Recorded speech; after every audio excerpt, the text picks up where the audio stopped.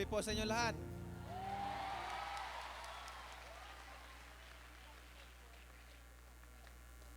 Sa tingin ko, hindi nyo na kailangan akong palakpakan ang ating Panginoon ng palakpakan natin.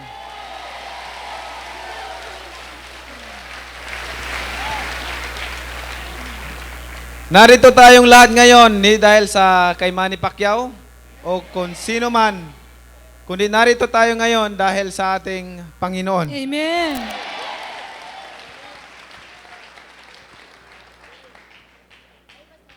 Ang una kong i-share sa inyo yung story ng buhay ko. Kung Amen. paano ako binago ng ating Panginoon.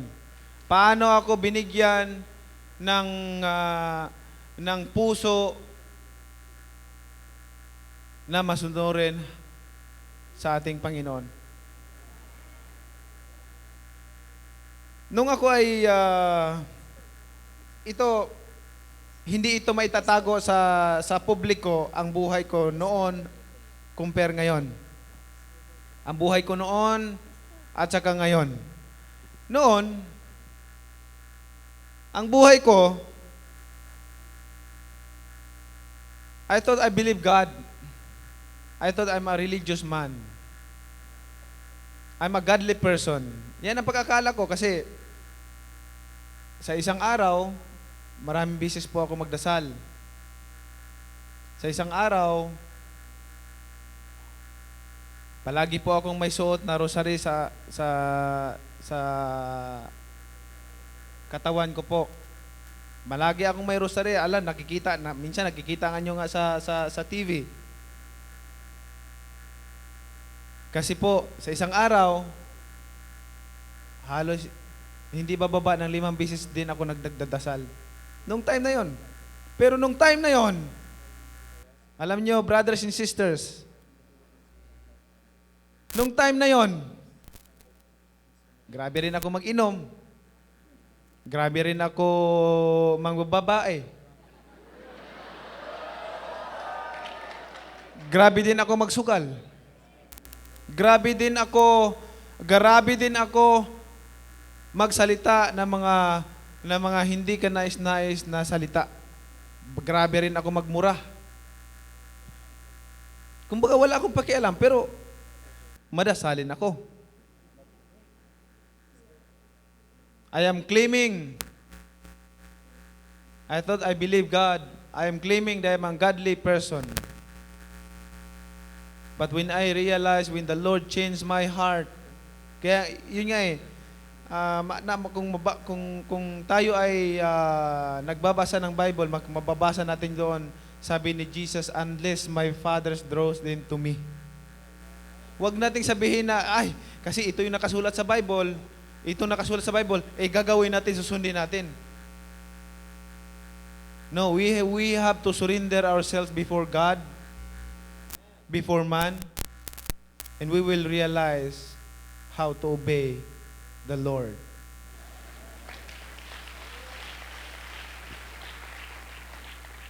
Alam niyo, nung time na yun, marami pa rin hanggang ngayon, magiging testimony ang buhay ko na nakikita nila ang pagbabago. Because before, that's why I want to clarify, no? As Christian, if we are really believing God, if we are really Christian, yan ang gusto kong i-share sa inyo tonight, no? Ang life story ko, and then our faith. Because people in this world, most of them believe God, claiming that they believe God.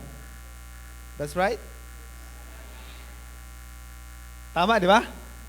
A lot of people claiming that they believe God.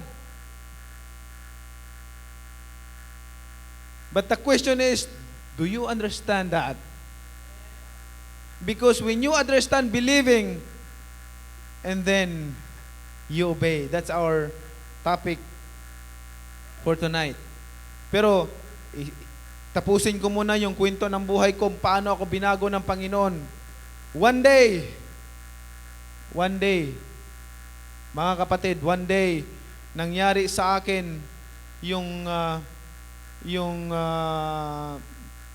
panaginip na yon na hindi ko makalimutan. Kahit na siguro nasa piling na niya ako, hindi ko makalimutan yung dream ko na yon dahil when I heard His voice, para akong nalusaw, para akong namatay. When I heard the voice of God, para akong nalusaw, na umiiyak, nakaluhod, bow down, face on the ground. Gusto kong iangat yung ulo ko, hindi ko maiangat. Ganyan kahuli ang ating Panginoon.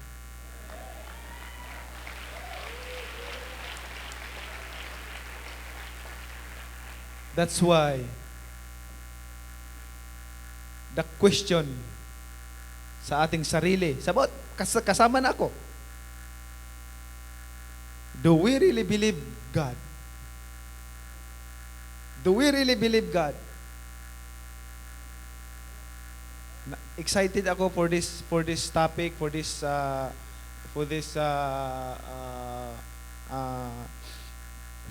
sharing. Why? Because we will realize after this na kulang pa pala. No? Kulang pa pala. Alam nyo, sa totoo lang, nung time na yon, grabe yung pinagdaanan ko sa buhay ko. Grabing mga trials, temptation.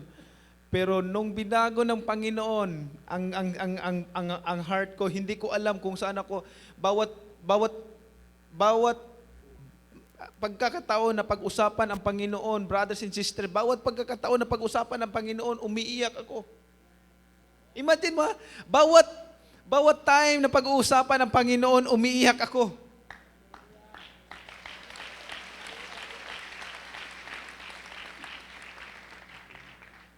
May pasugalan ako noon, may casino ako, may club ako noon.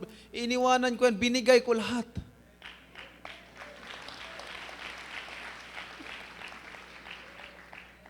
Nung time na yon, umiinom ako, tumitikim ako ng sigarilyo, lahat, gusto kong, nagsusugal ako. Pero nung time na yon, grabe yung ano ng Holy Spirit na, stop ka na. Nung in-stop na, dinulungan ako ng Panginoon na i-stop ko yon. One day, just sinabi ko lang, ayaw ko na, ang alak parang napakapait ng alak.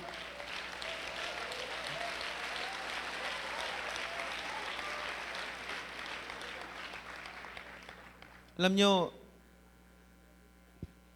nung naranasan ko sa buhay, marami po kasi akong na-encounter sa buhay ko, sa sarili ko, na kahit na anong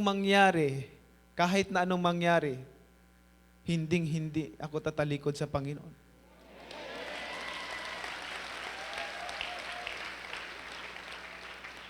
Na kahit na anong mangyari, kasi sabi ko, ano pa bang kailangan i-prove ng Panginoon? Ano pa bang kailangan i-prove ng Panginoon na ako ay magserbisyo, sumunod sa Kanya?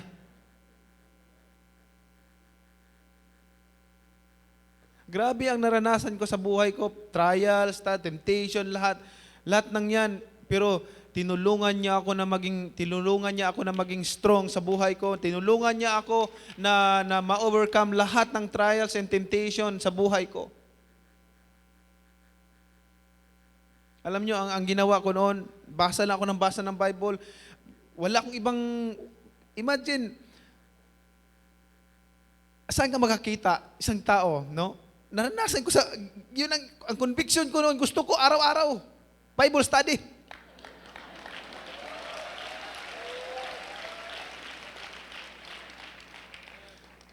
Sabi ko, ewan ko kung may nakakilala dito kay Pastor Jeric Soriano. Sabi ni, sigurado kang araw-araw Bible study. Pastor, kailangan maaga ka pa bukas para bago mag-umpisa yung Bible study, mag-sharing muna tayo. Mag-sharing muna. Ganun ako kauhaw sa Word of God. Amen? And I'm really thankful to God na binigyan ako ng ganong heart. No, binigyan niya ako ng ganong puso. Kasi bihira lang kumbaga, hindi lahat tayo may ganon na conviction. Di ba? Hindi lahat na ganon ang conviction. May mga tao na sumusunod lang sa Panginoon dahil alam nila doon sa Bible, pero walang conviction. Kaya nga sabi ni Jesus, unless the Father draws them to me. Grabe, no? So, brothers and sisters, nung time na yun, tinalikuran ko lahat ng bisyo ko, lahat ng nag-ano ako. Sabi ng mga kasama ko, yung kasama ko sa sabungan, kasama ko sa kasino, kasama ko sa inuman, kasama ko sa mga wali-waliw dyan. Oh. Kasama ko, sabi nila, nako, hayaan nyo yan, si Manny. Good for 3 months lang yan. After 3 months, babalik din dito yan. Yung iba naman, hayaan nyo yan, after 6 months, babalik din dito yan. Hayaan nyo yan, after 1 year, babalik din dito yan. Pero after that, month, after 6 months, after 1 year, after 2 years, sabi nila, hindi ka na babalik. Iniinganyo nila ako, pero alam mo, sabi ko sa kanila, ayaw ko nang bumalik dyan kasi gusto ko ng kaligtasan.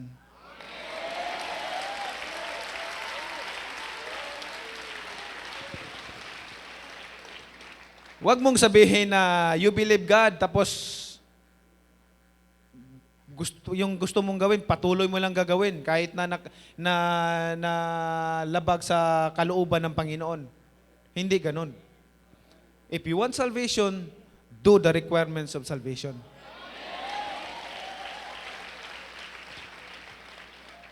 It's very simple to understand, brothers and sisters, that if we really need salvation, if we want to be saved, then do the requirements of salvation.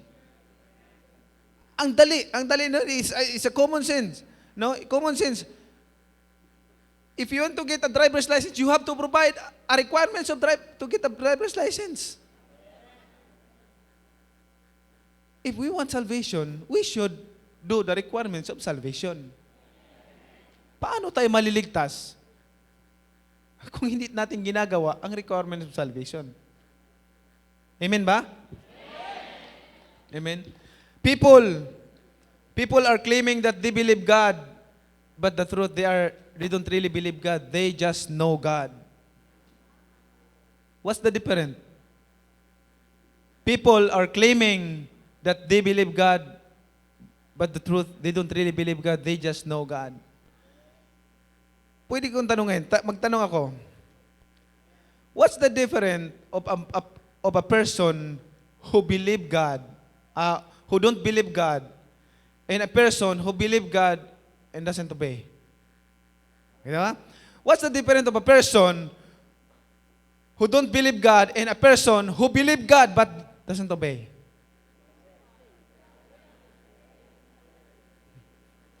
Same thing, brothers and sisters. If we are claiming that we believe God and we don't obey, mas worse pa tayo doon sa tao na hindi naniwala na may Panginoon.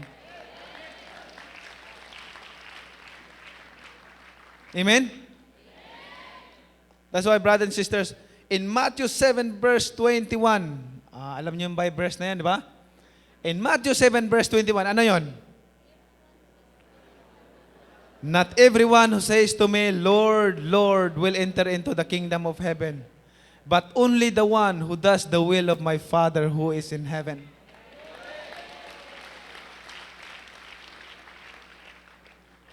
Sabi niya dito, sa 22, sabi niya, many will say to me on that day, Lord, Lord, did we not prophesy in your name, and in your name drive out demons, and in your name perform many miracles?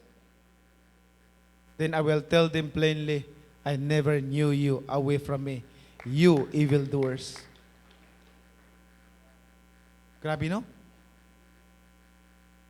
Ang kinuha na example ni Jesus Christ, ano?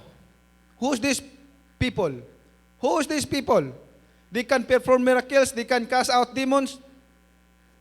They can prophesy, but they are not saved. They are not saved. Why? Ang last verse sabi niya, I don't know you, away from me, you evildoers. Why? Because they're not obedient. They're not obedient. So if we were claiming that we believe God and we don't obey, we're just claiming that we believe God by words, but not by action, brothers and sisters. Don't ever think na ligtas na tayo. Hindi pa. Kasi kung sabihin mo na ligtas ka na, parang sinabi mo na hindi totoo ang sinabi ni Jesus Christ. This word is from the Lord's mouth. The Lord Jesus. Sabi niya, not everyone who says to me, Lord, Lord, will enter into the kingdom of heaven, but only the one who does the will of my Father who is in heaven. Yun lamang gumagawa sa kalooban ng Amang nasa langit. And the question is, what is the will of the Father? Ano yung kalooban ng Ama? Ibig sabihin, ang maliligtas, yun lamang gumagawa ng kalooban ng Ama. Ano ang kalooban ng Ama? That's why, brothers and sisters, I strongly encourage everyone to read the Bible day and night. Day and night and meditate the words. Kaya nga sabi ni Jesus, it is written, man shall not live by bread alone, but on every word that comes from the mouth of God.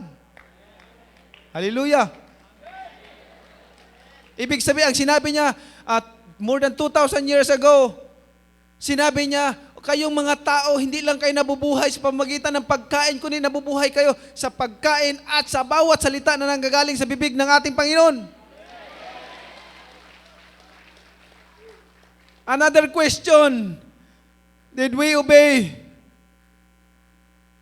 Did we obey? Did we read the Bible day and night?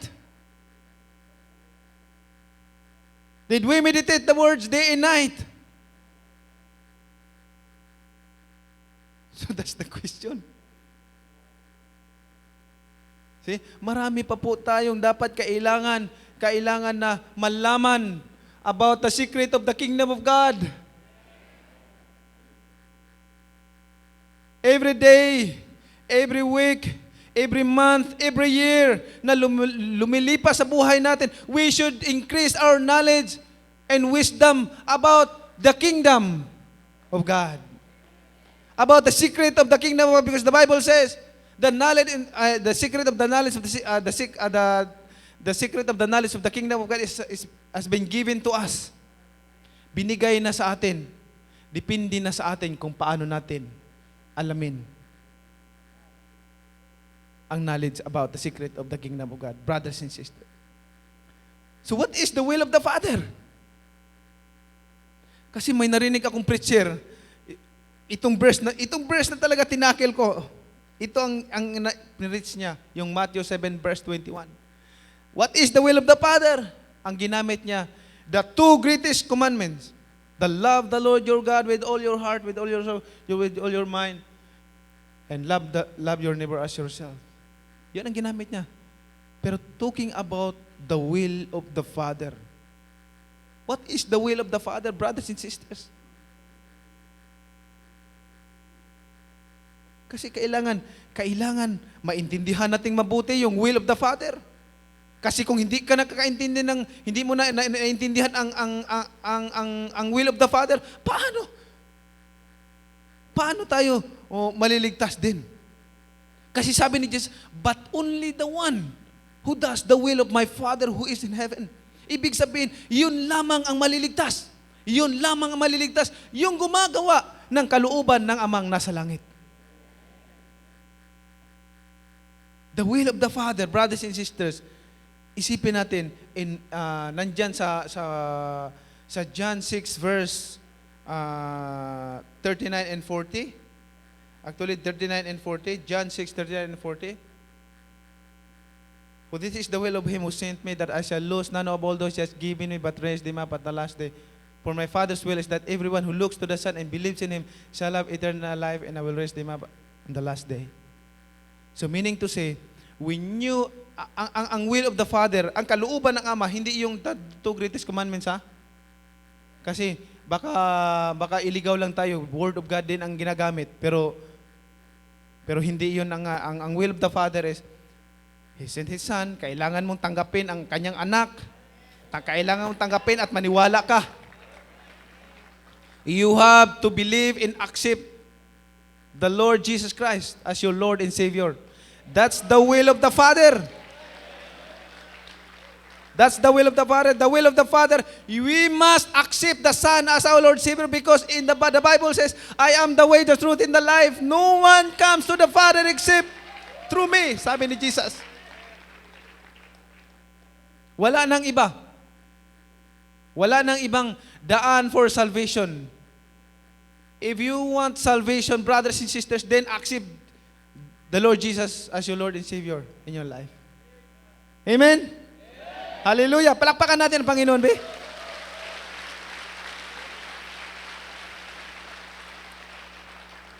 Wait. Now, sabihin ng mga tao, ay, andali lang pala. Kasi Christian naman tayong lahat dito. Tanggapin lang pala, dali lang pala, tanggapin lang pala natin si Jesus Christ na as our Lord and Savior, then yun yung will of the Father. Ligtas na tayo. Okay. Ano bang pagkakaintindi nyo sa pagtanggap kay Jesus Christ? When you accept Jesus Christ as your Lord and Savior, ano yun? Anong pagkakaintindi natin? Basahin natin sa 1 John 3 verse 6.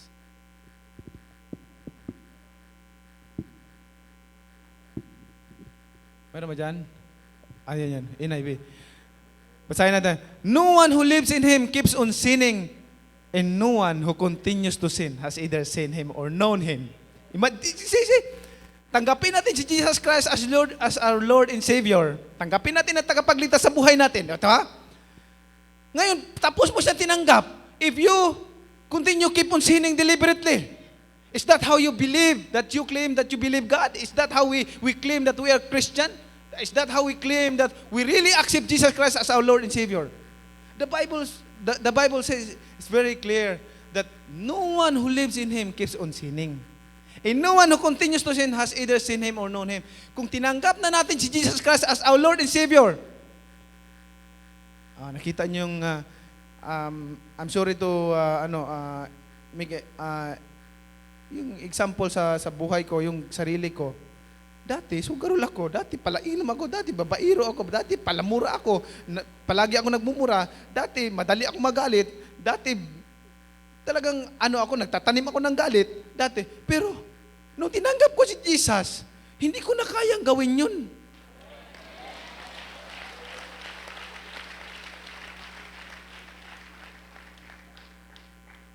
That's how we really accept Jesus Christ as our Lord and Savior. The Lord Jesus sabi niya, make every effort to enter through the narrow door because many, I tell you, will try to enter and will not be able to. Gawin daw natin ang lahat ng ating makakaya na makapasok tayo sa makitid na pintuan dahil maraming gustong pumasok dyan, pero hindi sila makakapasok. Bakit? Iniisi-isi lang kasi natin, andyan ang Panginoon, okay lang. Okay lang kasi paano naman ang kaligayahan natin? Ganun talaga mga tao, tayo mga tao, pilosopo tayo eh. Paano naman kaligayahan natin? Wala na tayong kaligayahan yan.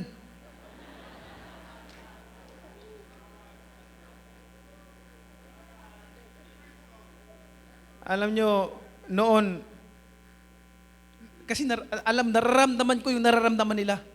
Kasi noon, nung bago, hindi pa ako naging Christian, tunay na Christian, hindi pa ako naging tunay na Christian,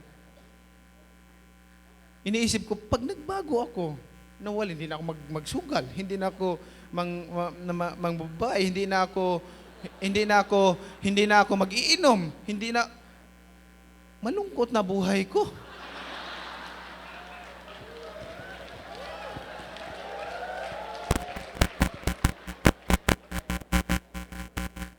Titi mo, in a worldly thinking, napakalungkot. Kasi tingnan niya, in a worldly thinking, napakalungkot. Yun ang iniisip ko. Paano na kaya? Pero, ngayon ko masabi sa inyo, sa harapan ninyo, na napakasaya ko ngayon kaysa noon.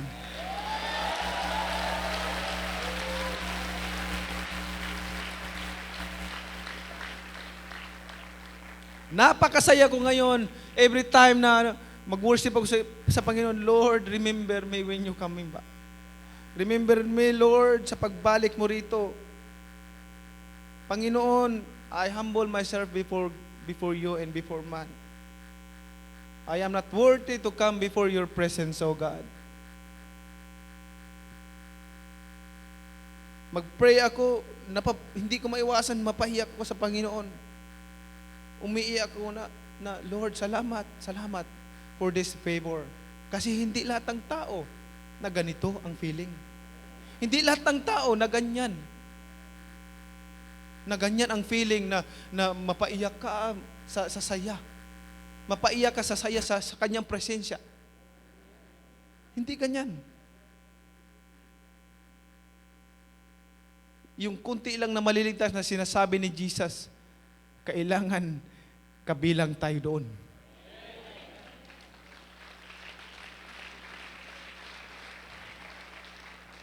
Kailangan kabilang tayo doon.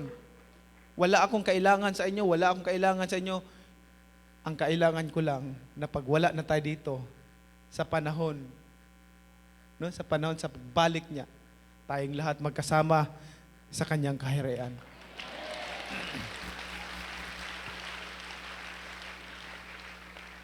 Ang pagsunod. Brothers and sisters, I encourage you to read the Bible. It's very clear. It's very clear in the Bible. If we read the Bible, Jesus said, it is written. Bakit niya sinabing it is written? Man shall not live by bread alone, but on every word that comes from the mouth of God. Bakit sinabing it is written? Because it's already written in the Old Testament that man shall not live by bread alone. Joshua 1 verse 8, ano sabi doon? Keep this book of the law always on your lips, meditate on it day and night, so that you may be careful to do everything written in it. Then you become prosperous and successful.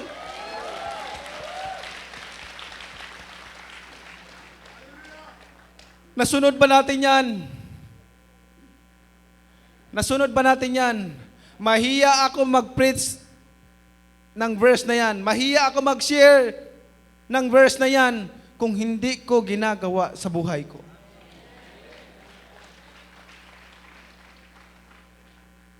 Ako nagsishare saan sulok ng Pilipinas. Nagsishare pa ako sa Amerika. Sabi ko sa kanila, I encourage them to read the Bible. Sabi ko sa kanila, mahihiya akong i-preach ang gospel of God kung hindi ko sinusunod yung Joshua 1 verse 8.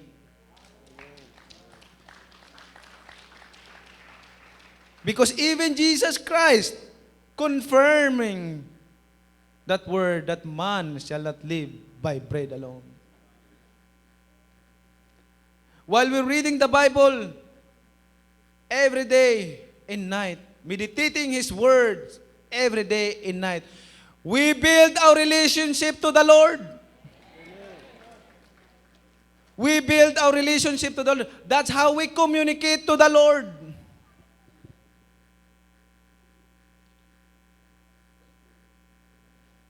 Hindi tayo pwedeng maging parang yung halaman na parang yung bonsai, alam niyo bonsai? Yung bonsai, 30 years old na, 40 years old, ganyan pa rin hindi tumutubo. Ilang taon na ba tayo naging Christian? Ilang taon na ba tayo naging Christian? Ilang taon na ba tayo nakikinig ng Word of God?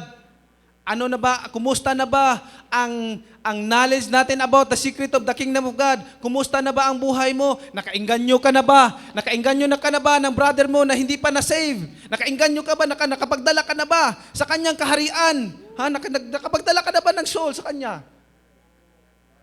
Hindi lang, hanggang mamatay ka dyan, 20 years, 30 years, nandiyan ka lang, wala ka pang nadalang, wala ka pang na-soul winning ng mga kapatid mo na hindi pa na-save. Hindi lang ganun. Hindi ganun ang pagiging Christian. Kaya nga sabi, make the disciples of all nation. Make the disciples of all nation. So kung matagal ka ng Christian, kailangan may nadala ka na. Nadala ka na. May nadala na tayo. Hindi lang tayo. In 5 years, proud to say, I'm proud to say this, brothers and sisters, in front of you. Na 5 years na akong Christian. Proud to say that. 5 years na akong Christian.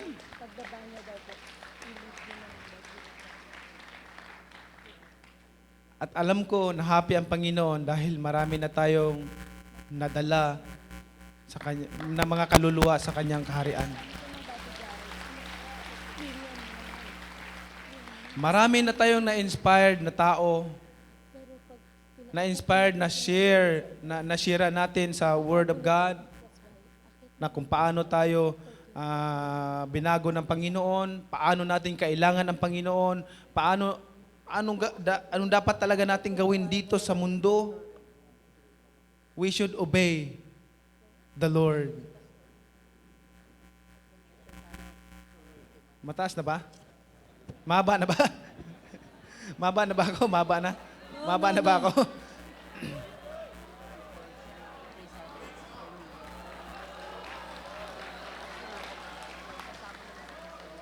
So brothers and sisters, kailangan ang light na as Christian. Let your light shine. Let your light shine. Hindi mo na kailangan sa sarili mo, sabihin mo na, bye, Christian ako. Pare, Christian ako. Brother, Christian ako ha. Christian ako eh. Kailangan makita nila by your action that you are really a Christian.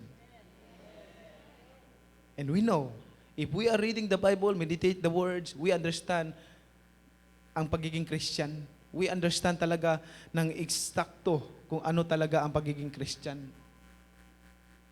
Marami tayong malalaman if we meditate the words day and night. I memorizes the verses, I memorizes nag-umpisa ako, nag-memorize ako ng isang verse, hanggang 2, 3, hanggang nag-memorize ako ng 4, 5, parami. Every day. Nag-memorize ako. Halimbawa, kung isang verse na memorize ko sa isang linggo, minsan 3 araw may memorize ko na isang verse. O, move na naman ako ng ibang verse. Minimemorize ko, minimeditate ko 'yan.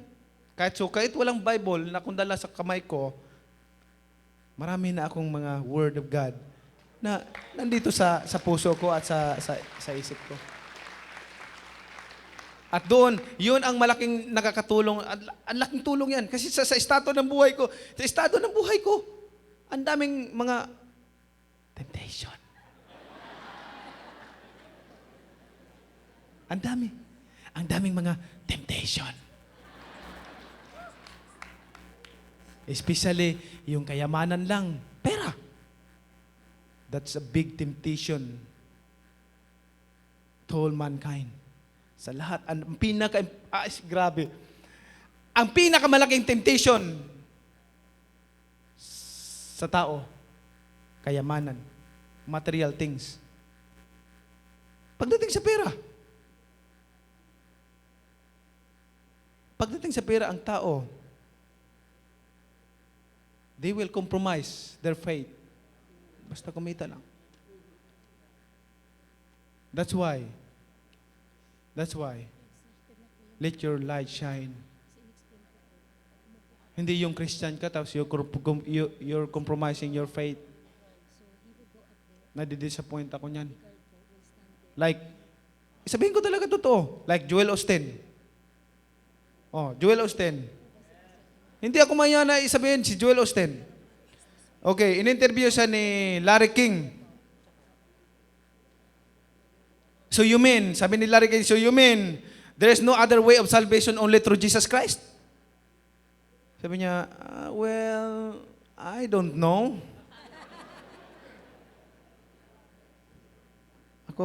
Sabi ko, Lord, pasayloa siya. Lord, sabi ko, patawarin mo po siya, Lord. Binisaya pa ko pasaylo sa Lord.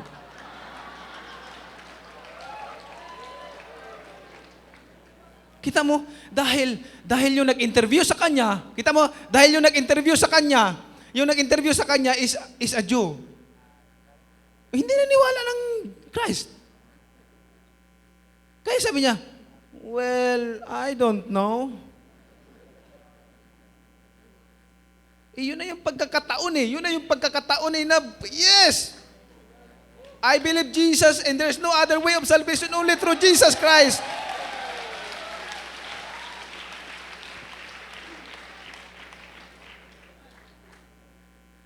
Kaharap pa lang niya yung nag-interview. Jew pa lang yung nag-interview sa kanya. Paano kaya tayong mga Christian kung may mga pera na, material things ang kapalit? Isipin nyo kaharap pa lang yung interview pa lang, conversation pa lang, compromising na ang faith niya.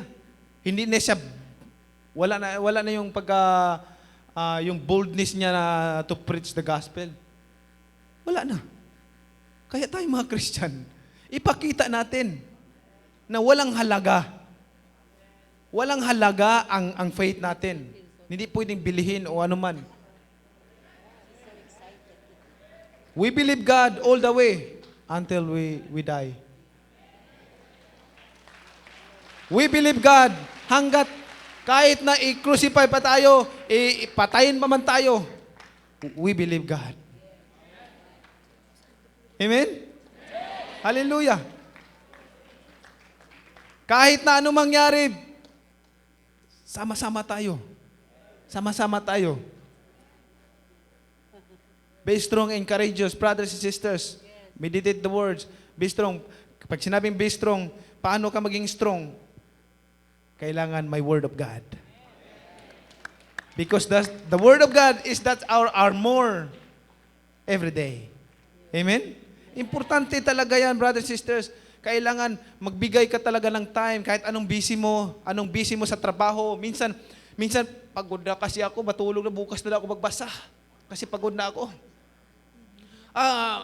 Hindi pa ako nakabasa ngayon kasi pagod na kasi, bukas na lang ako magbasa kasi pagod na ako. Napagod ako sa trabaho doon kanina. Maraming appointment, maraming mga sharing namin. Pagod na. Hindi ganun.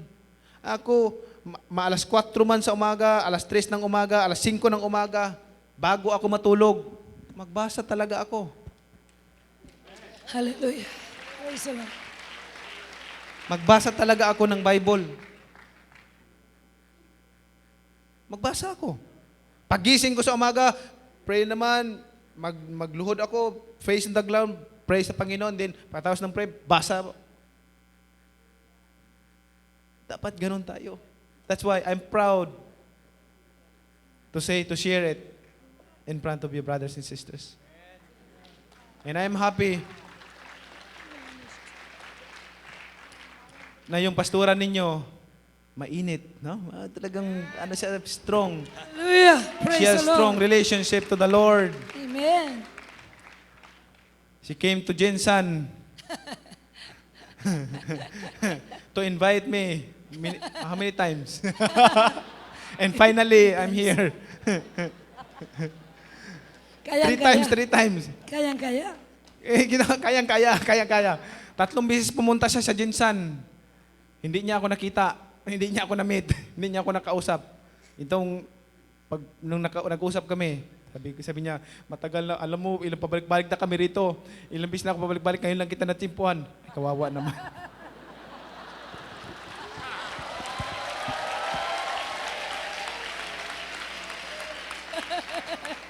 God is good! All the time. All the time! God is good. God is good. Pwede ba tayong tumayo lahat at magdasal tayo, magpasalamat tayo sa ating Panginoon? Okay. Hallelujah. Palakpakan natin ang Panginoon. Woo! Hallelujah. Thank you, Lord.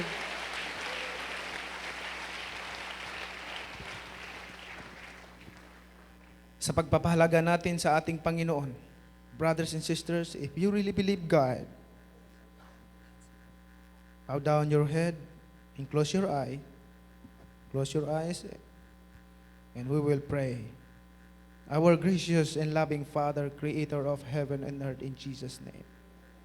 Lord, we are not worthy to come before your presence.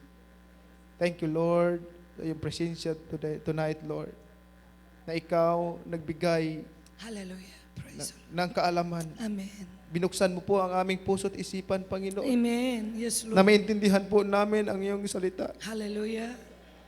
Because without you, we are nothing, Lord. Yes, Lord.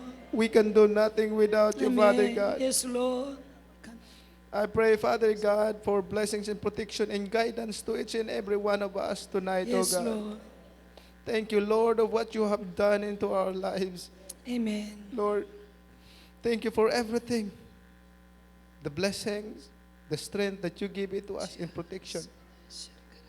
I pray, Father God, for blessing and healing from all sickness to each and every one na may mga Amen. karamdaman, Yes, Panginoon. Lord. I declare in Jesus' name, Amen. I declare, Lord, of Yes, prosperity and blessings to each and every one. Sekarabarabara. Hallelujah. Praise Ya the bareka ka Adonai vihas Lord. mereka. Amen. Ya er Adonai panaveleka vikonika. Yesa Adonai Amen. panaveleka vihasemleka shalom. The Lord bless you and keep you. The Lord make his face shine on you and be gracious to you. The Lord turn his face toward you and give you peace. In Jesus' name, Amen. Hallelujah!